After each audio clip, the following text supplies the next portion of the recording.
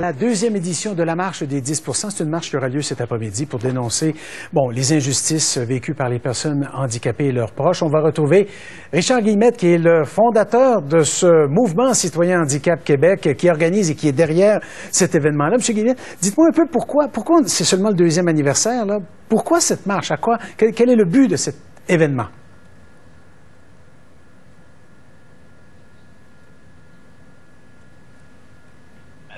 Ce qui est important, c'est pourquoi on est obligé de créer ce genre de marche-là.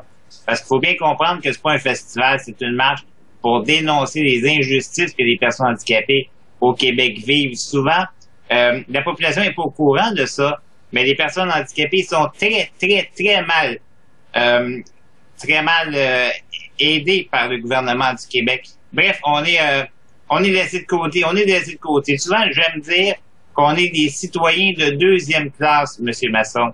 La majorité des personnes handicapées qui ne peuvent pas aller travailler sont sous le seuil de la pauvreté, même en dessous de ça, vivent en CHSLD alors qu'on sait très bien, M. Masson, qu'en CHSLD, ça coûte beaucoup plus cher aux contribuables de nous faire vivre là.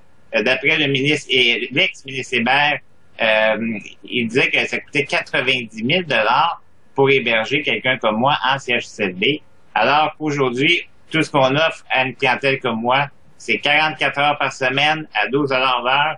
Faites le calcul, c'est environ 28 000 $. Alors, il y a quelque chose qui fonctionne pas, là. Les personnes handicapées également, ceux qui sont réellement inaptes à l'emploi, sont sur l'aide sociale.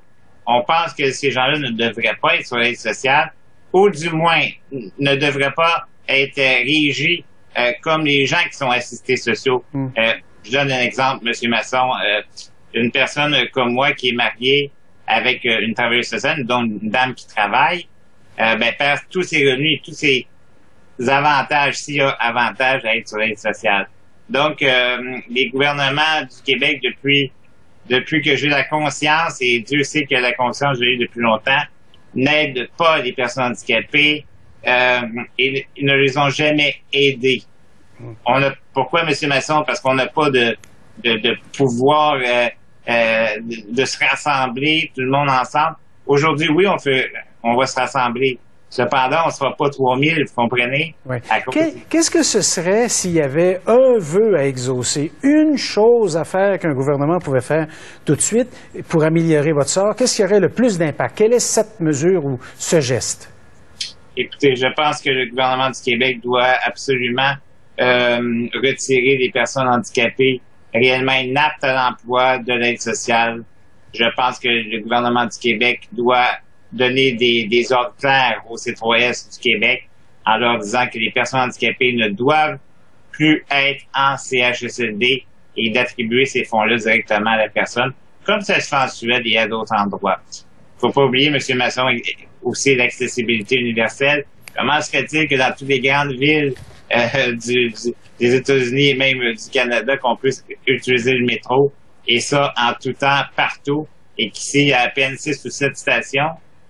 Je me pose des questions.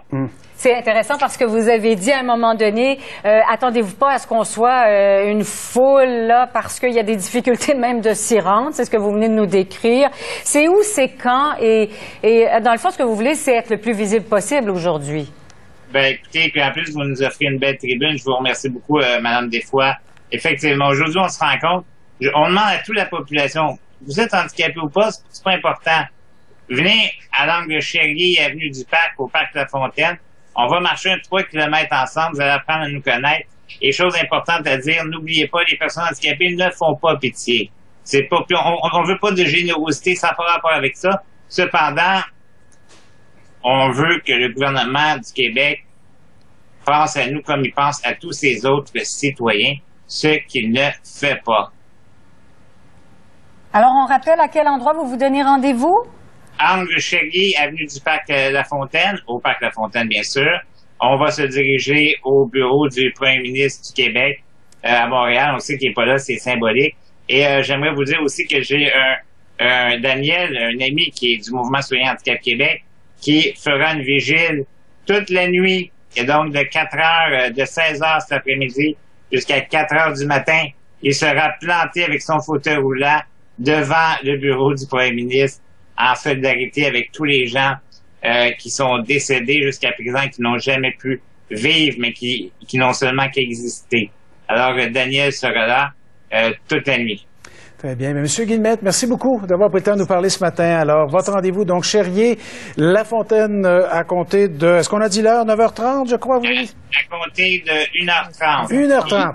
Parfait. 1h30. Très bien. Merci à vous. Au revoir. Bon succès à vous. Merci. Merci.